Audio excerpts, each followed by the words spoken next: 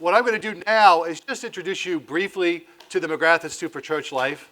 Last night I introduced you to our team and myself. I'll tell you a little bit about what we do. So this is our really 5th year in existence. The first Science and Religion seminar was in the 3rd week of June 2014, right? So this is what? The 6th one. And we are coming to the end of our grant with the Templeton Foundation, but we found out 2 weeks ago that we've been offered a continuation grant for another 3 years. So we will be continuing our programming. You are at one of the 2 major, most foundational things we do, which is to work with high school science and religion teachers in week-long seminars. But we also offer a seminar called Capstone. How many of you have been to a Capstone seminar? I know Tim has, Deacon has. Basically, this is like Foundations 2.0.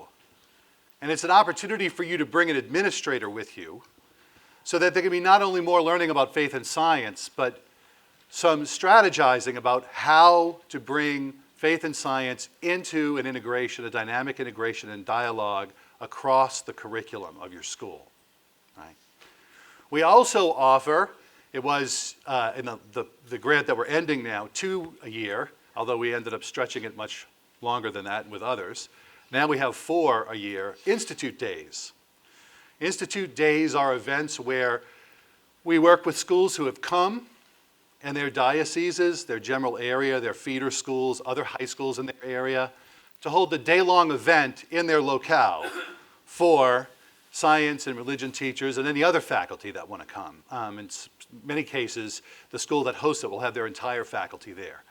And we have out great speakers like Steve and Karen and others who come and talk about and give everybody on the faculty a general understanding of the relationship between faith and science and how to integrate them.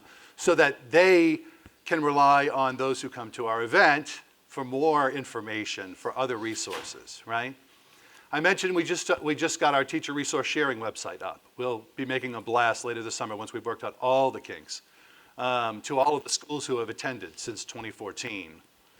But this is a website that is just for schools whose teachers have come to our summer events, our week-long events. But it's for the entire faculty and administration of your school. So it's something that you can share. If if you're coming back and saying, "Oh, I heard this great thing about such and such," right? This talk, you'll be able to go to this resource sharing website for an article, for a video, for the videos of this conference. Also, and most importantly, it will be the place where you'll be able to go to get the educational resources that you and the teachers who have come before you have created, so that you can have lesson plans, short and long, that you might be able to integrate into your own classes. And you're going to see more about that, and you're actually, whether you realize it or not, contributors to that, right? Through our week, we're going to be working, thank we have Gianna and Claire, to work with you, and Heather, to work with you on integrating these things in ways you might be able to do it in the specific classes that you teach.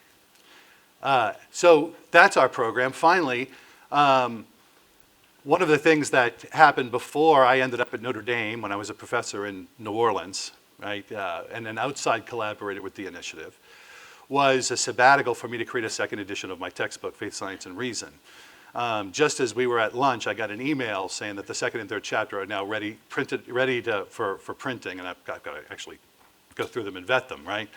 But that's another thing that the Institute has produced, as well as a scholarly volume of various philosophers, theologians, and scientists, including Stephen Barr, who are about trying to think about what faith and science looks like past apologetics, past any indication of conflict, right? The Catholic Church says there's no conflict because they're both paths of truth. So how do we begin to stop thinking about it in a defensive way, right, and think beyond it in a more creative way in which science stimulates theological reflection? And that is where we're receiving the chapters. There could be a number of scholars who contribute. We're receiving the chapters now, and Jay is putting them all together. Jay Martin, that is, the academic advisor over there on that side. So that's a little bit about what we're doing. Jay, did I forget anything? I don't think so. Okay, good. So there's just a quick idea of what we're doing, but it's nice to know, and we've only known for 2 weeks, that we're in business. for another, starting October 1st of 2019 and all the way through September 30th of 2022. And we plan to go on much, much longer than that. So anyway, so that's just a little bit about our initiative.